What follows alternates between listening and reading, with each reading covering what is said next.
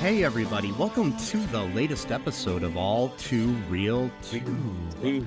My name is Michael E. Cullen II, and with me, as always, is... Sesame and Carta. I couldn't come up with a middle name. That's okay, you don't always have to. No. It'll save you on money. Yeah. For all the times you gotta, pay to have your name changed and... Yeah, it just costs so much. Yeah. So what's new in the world of Sesame and Carta? Not much. I got a cold that I've been nursing for about 2 weeks at this point, and hopefully it's taking a lot of time to go away. It's like, bit by bit, day by day. I think that's a song, isn't it? Bit by bit, day. There's day by day. Yeah. Dear Lord, these things I pray. So yeah, that's about it. Just basically being sick. So not a whole lot going on. Yeah, same here. I haven't been feeling well lately. I think it's something in the air. Yeah, literally. Mm-hmm. Literally in the air. Yeah. Maybe it's COVID. Could be. Maybe Hopefully not. Maybe it's something else. Yeah. Maybe it's Maybelline. I don't know. Maybe it's COVID or maybe it's Maybelline. Yes. I don't know. I hate it when I get Maybelline. Yeah. There's the tests are really weird for that because instead of sticking a Q-tip up your nose and stuff, you got to stick one of those mascara things up your nose. Oh God! Well, that sounds that would hurt. A mascara brush up your nose. Yeah. I do not recommend. Yes. I'm going to try that after we're done here, though. Oh, okay, cool. Walk over to the drugstore and buy a mascara brush just to shove it up my nose. Yeah. It might cause, permanent damage to your nose, but hey, Or my brain. Who knows? Or your brain, too, yeah. You go up that far, I don't know. Yeah. Start tickling my brain with the brush. Yeah. Maybe I'll come up with some new ideas or brush away the ones I already have. Oh, that was a good one. So, today on the show, we are covering the Canadian sitcom entitled 18 to Life. This show premiered on the CBC on January 4th of 2010, ran for 2 seasons of 25 episodes. What are your initial thoughts on this pilot episode, which which was entitled A Modest Proposal? And that's a playoff of words of the movie Immodest Proposal. I assume that's what the play on words was. Immodest Proposal? Yeah, wasn't there a movie called Immodest Proposal? Indecent. There's Indecent Proposal. Yeah. Never mind. Yeah. The Immodest Proposal is like the asylum version of Indecent Proposal. Yes, it's like the asylum was moving into different types of they weren't just doing superhero and slasher. Speaking of that, before we get into the show, there seems to be a new contender for your mockbusters coming up called Bent Key Entertainment, which is owned and operated by the Daily Wire. Oh, they're making their non-woke version of Snow White live action, starring Brett Cooper coming up soon. Their little the woman who was basically, I think, created in a lab when they took some DNA of Ben Shapiro and a female, and they just, it was like something like out of the Teenage Mutant Ninja Turtles, but they created her instead. That's my theory. Yeah, I mean, she even looks like him a little bit. That's what I thought. I thought they were like siblings for the longest time. Yeah, that's why my first thought was that was Ben Shapiro's sister. But then I was like, wait a minute, he already has a sister that he talks about. I'm like, did he have a sister that he just failed to mention this whole time? But no, it's just a different person that looks sort of like him. Yeah, but they're coming out with that next year, so. Look forward to us hopefully covering that in the future, because it looks like it's going to be amazing. Yeah, I don't know, man. And by amazing, I mean horrible, but yeah. Yeah, what are the non-woke I don't understand. Like, what is a non-woke Snow White even supposed to be like about? Like, I don't even understand. I mean, the story of Snow White is already a QAnon male's like incel wet dream. You know, it's like a girl is like poisoned and she's unconscious with drugs, and you get to kiss her and wake her up and be her hero after she spends all of her time prior to that cleaning a house for 7 men. Well, yeah, but they were like her friends, kind of. I don't know. Yeah, but she still like becomes their like mother figure. So it's really? Yeah, I don't remember. I mean, the basic premise is she's like, to live with them, she has to like take care of their house and stuff. Which, I mean, you know, obviously she's paying her way to live there, but still, it's like, you know, she's becoming their mother figure. So it's like the whole like, you know, you got your Madonna and your horror type thing all in one. So yeah, that's all I'm saying. So, yeah, some of those old fairy tales are weird. So yay, we get to cover that whenever that happens. Awesome. Really look forward to that. No, I don't know. I mean, my reaction was kind of mixed to this. It was okay. There were a few moments that were, you know, made me chuckle a little bit. Yeah, but I wasn't really thrilled with it too much. I like the actress that plays her. I think she's pretty good. She's been, you know, she was in Degrassi, The Next Generation. Stacey Farber. Yeah, she's and she's beautiful too. I really like her as an actress. She's in the new show Spencer Sisters, which is that's a CTV show in Canada. I don't know if it's airing anywhere in the States or not, but yeah. Oh, okay. But yeah, that show looks interesting too. Yeah, I don't know. My feelings, I liked it. I thought it has a lot of potential, but have to see how it goes if I watch any more or not, you know? Yeah. Interesting concept, at least, you know, not something you see every day as a sitcom, but you know, yeah. Still. Okay, so what goes down in this episode here? The two of them are hanging out. I don't remember their names, unfortunately. There's Jessie Hill is Stacey Farber's character. Okay. And then Tom Bellow is played by Michael Cedar. Yes. Okay. So it's Jessie and Tom. So they're kind of just hanging out, kissing and having a moment, you know, outside. And there's this dude playing an accordion who's narrating their love life, and they're like, "Hey, can you give us a break or whatever?" And he's like, "Oh, sorry, I'm a romantic." So you kind of got that. Yeah, that was really funny, actually. That way it opened. Yeah, you kind of get that sort of thing that's relatively common in that kind of humor. And they play a game of truth or dare.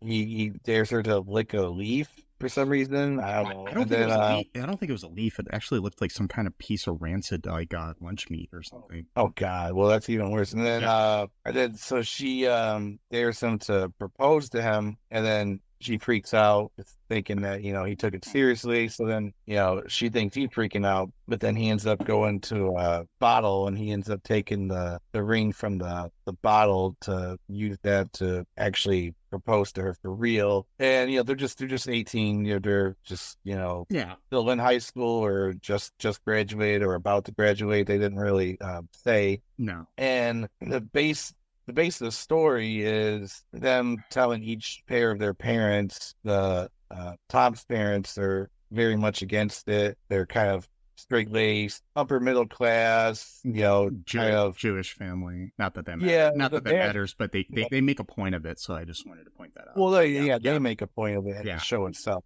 Yeah, and then we're not like, oh, they just Jews. Yeah, not just making sure I wasn't trying to be anti-Semitic or anything. I'm just saying that they're Jewish and they're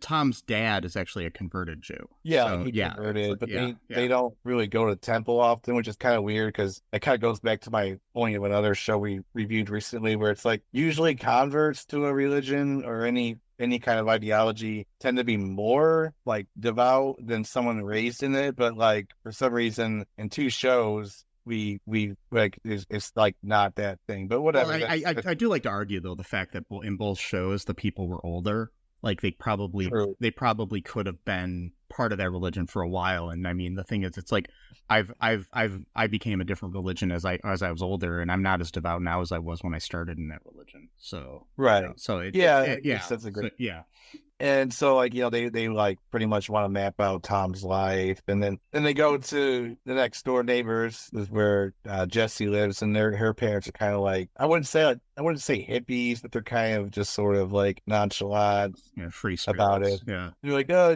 just do what you want, whatever. They have this weird bit where they like adopted an Iraqi refugee. They got a refugee staying with them. Yeah. Some dude in his 40s or 50s. Yeah. He only has like 2 lines in the entire episode. I don't know. Mm-hmm.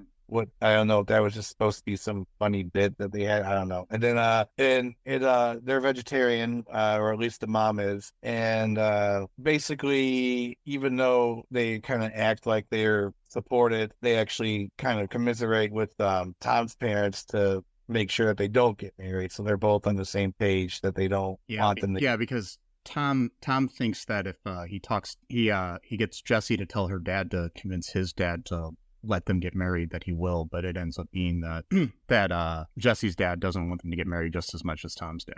So yeah. So yeah. And we got some other stuff going on. Like at one point they're talking to their friends at like the diner, and they're both kind of against it too. Because again, they're 18. It's really young to be getting married, really, in my opinion. Mm-hmm. And most people at that age don't really know what they're doing. Especially in 2010, I mean, even more so now. Yeah. Like the average age of a woman to get married is a lot higher now than it used to be. Can't remember. I was reading, because I DJ sometimes weddings, so I was reading some stuff up about weddings and stuff, and it gave statistics of how throughout time it's changed. Like it used to be like the average age was like 24 or something, and now it's like higher, or maybe it was younger, or maybe the average age was like 20 and now it's like 26 or something. It's like higher in age or something. It might even be like 30 something as average. Yeah that makes sense. And so that's kind of like what is basically going on in this show. Is basically both their friends and their parents don't want them to get married, but the parents come up with an idea to pretty much go all in on it, to almost like scare them. Yeah, scare them to not getting married. So instead of pushing them away, which will just make them want to get married even more, they're like, oh, why don't we plan the wedding for October? And they're like, oh, well, October's a little bit chilly. Why don't we do like a September wedding? And then Tom's like, oh, well, why don't we just do an August wedding and all this kind of stuff? It's kind of like the theory of like, if you catch your kid smoking, you just make him smoke a whole pack of cigarettes, so then he doesn't want to smoke anymore. But a lot of times I'm sure that backfires and the kid becomes a lifetime smoker, So. Exactly. Like, God damn it. But if you smoke an entire pack of cigarettes, you're gonna feel like shit. So so that was kind of the gist of that, which is still not something you should do. It's not healthy at all to do that as like a sort of like warning, or like this is your type of thing. I don't know, man. They never do that. Like if you catch your kid having sex, they don't make you go to a whorehouse. I'm just joking. Yeah, well, exactly. Maybe that's a good thing too. I'm sorry, I just thought of that. That's terrible. But like, I don't know, maybe in the 1800s, maybe way back then, they would do something like that. I wouldn't be surprised if they do something like that. But yeah, there's exactly. It's a terrible. Yeah, you're setting up a person for like terrible psychological problems. Oh God. Oh boy. Anyways. That just popped in my head. I had to say it. Sorry, but yeah, that's fine. But I'm basically like, they have this thing where they talk to each other through the fence. Tom and Jessie do, and they've kind of been neighbors their whole lives, and they have been dating for a little bit and love each other.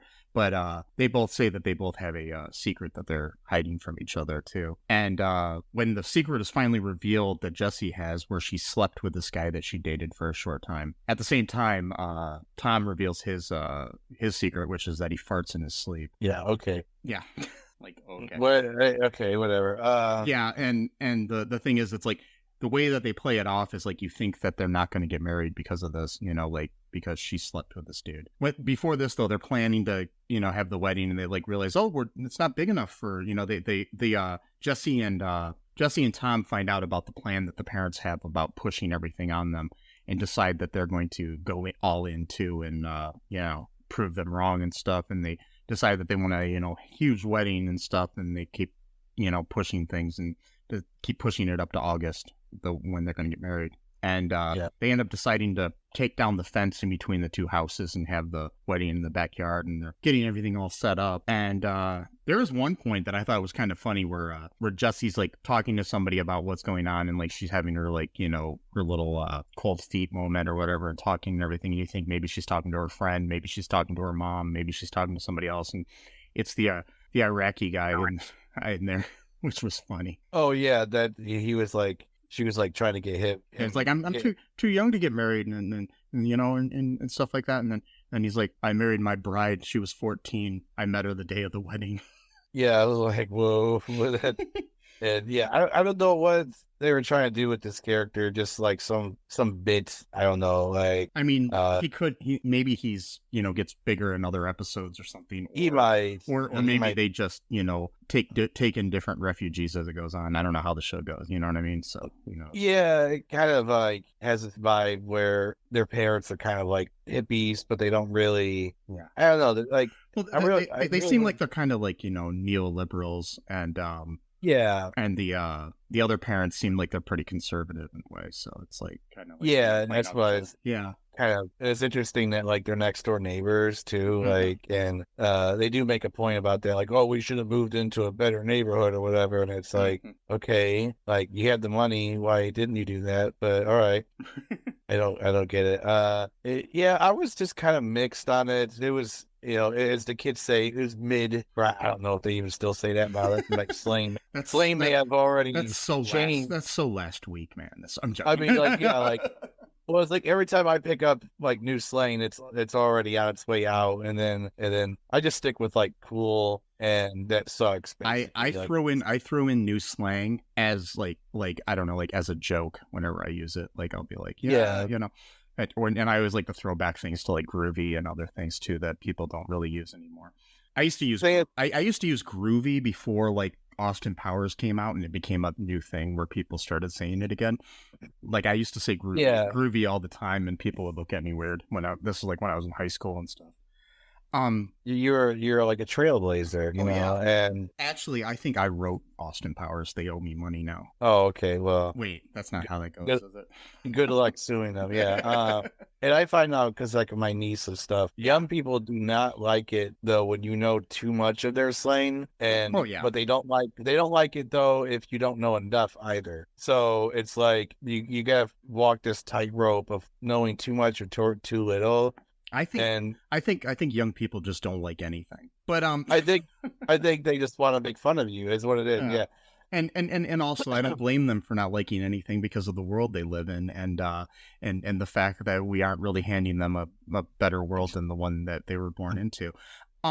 But yeah, I mean, yeah, at least I had 17 years or almost 18 years on me before 9/11 happened. Yeah. And then, you know, we all have our unique challenges, of course, of what that meant, of course, but at least before that, I had, you know, an actual, you know, childhood, you know. Yeah. I mean, we had other things going on too. We had the first Iraq War and other things, but still, there were different things. And then like now we've got like a war every week, and there's like you know, and you know, we got one of the worst wars in the world right now going on, or I don't even really want to call it a war. It's a I'm going to get in trouble for this because some people will probably turn off for this, but it's a planned genocide of one people over another. But yeah. Okay. So, anyways, But yeah, the show ends.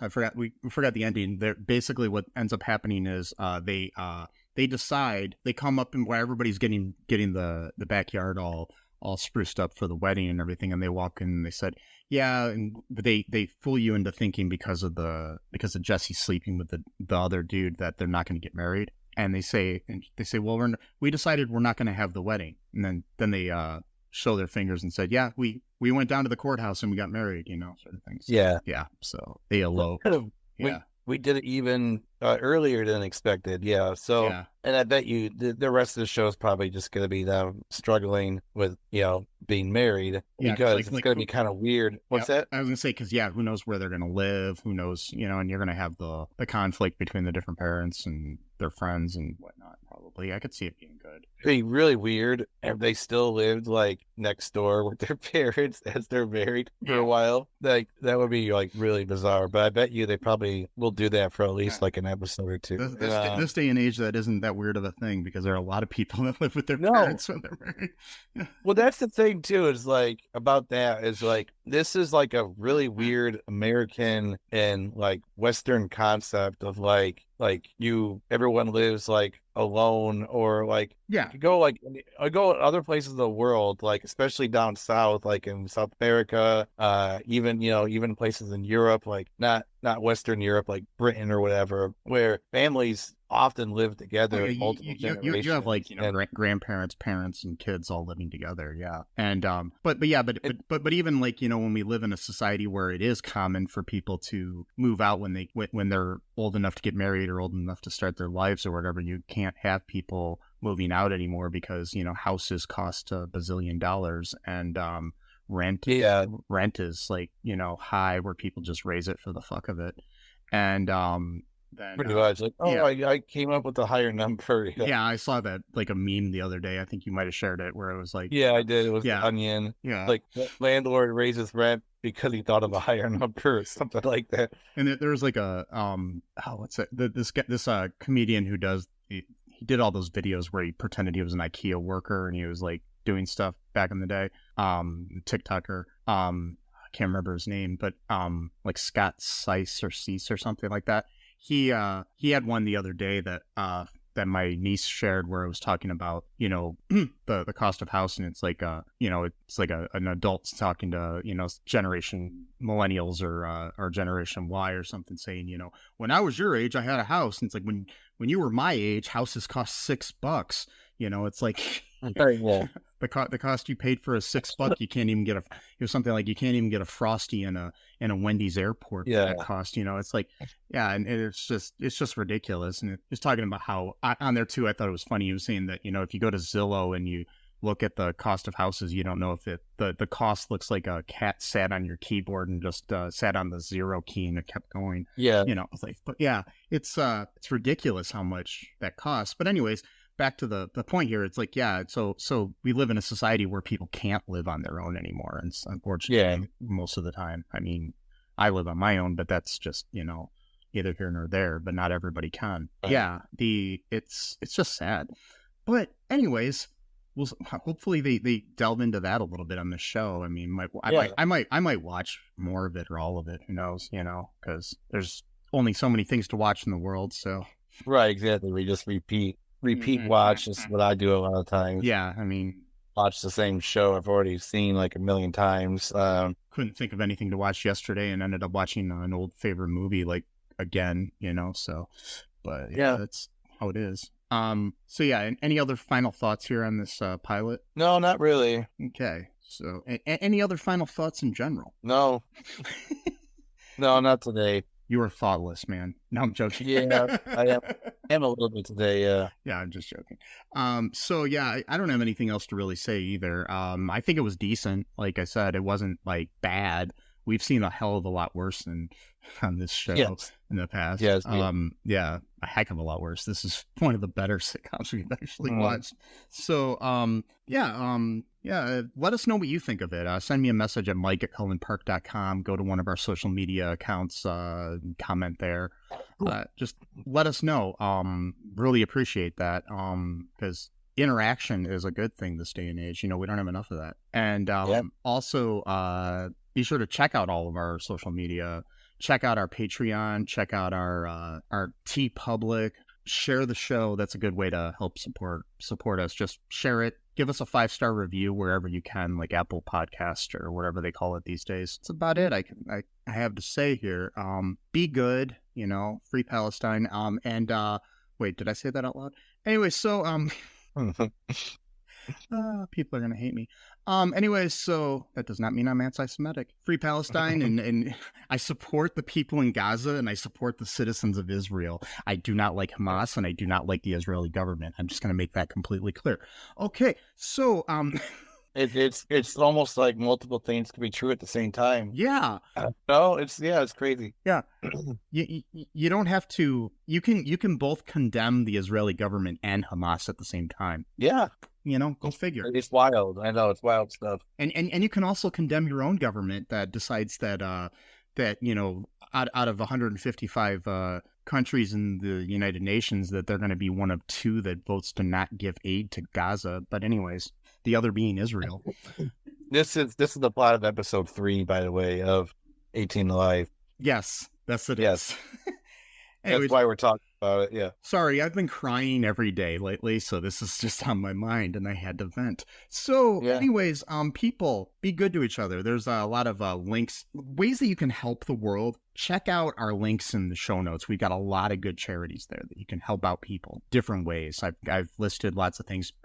Even ways that you can help people in that are in Gaza and other places that are suffering. Also, there's a lot of ways that you can help people during the strike that's going on still, the actors' strike, which we live in a fucked up world where people in power just decide that they're going to take advantage of everybody everywhere in any kind of form that they can. So yeah, this is very dark, isn't it? A little bit, but that's okay. It's okay. The world is dark, but you know what? You know what isn't dark? What? Light. And True. Yes. And I have a light on in my room. It helps me see. Yeah, that's good though. It helps me see all the pain in the world, Matt. Oh, anyways, so but anyways, until next time, folks, just remember one thing that's very, very important. I love you, and Sesame loves you. And until next time, bye-bye. Thanks for listening to All2'ReelToo podcast, a Cullen Park production. Produced and edited by Michael E. Cullen II. Music by Matthew Hawes. Subscribe and share the show. Visit us at cullenpark.com.